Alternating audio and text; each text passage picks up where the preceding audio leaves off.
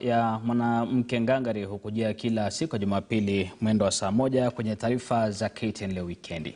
Mali ya thamani isiyojulikana imeharibiwa na moto mkubwa ulioteketeza nyumba kadhaa katika mtaa wa mabanda wa Shauri mjini Embu. Wakazi wanasema kuwa waliamshwa na moshi mkubwa uliokuwa ukitokea katika bohari moja eneo hilo.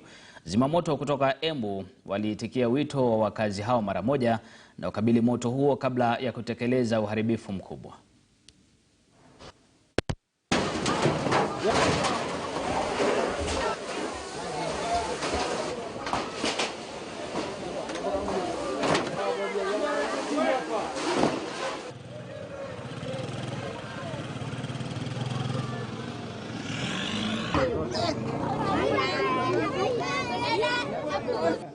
Leo tumeamkia kisa ya moto mwendo wa saa 2. Moto imeanza kwa nyumba ya jirani inaitwa John.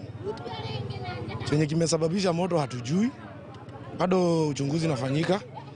Kama ni siasa tutajua, kama ni accident tutajua. Tumekadiria hasara nyingi hapa, watu wamechomekewa, tu hawana mablanketi, mattress, tujui hata wengine tutalala wapi. Niliingia hapo wakati moto ilianza kuwaka.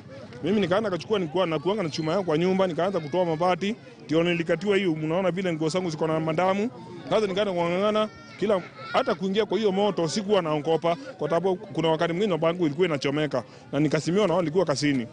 Na kwa sababu mimi kama wao nikajaribu ile moto tuisime. Nimeamshwa na watu wa Shauri wakisema Shauri inachomeka. Na ile kitu tumefanya ya kwanza ni kukimbia pale kwa watu wa kuzima moto, nikaita watu wa kuzima moto, wakakuja haraka kwa sababu pia gari na wao walikuwa tayari, wakakuja wakaanza kuzima moto.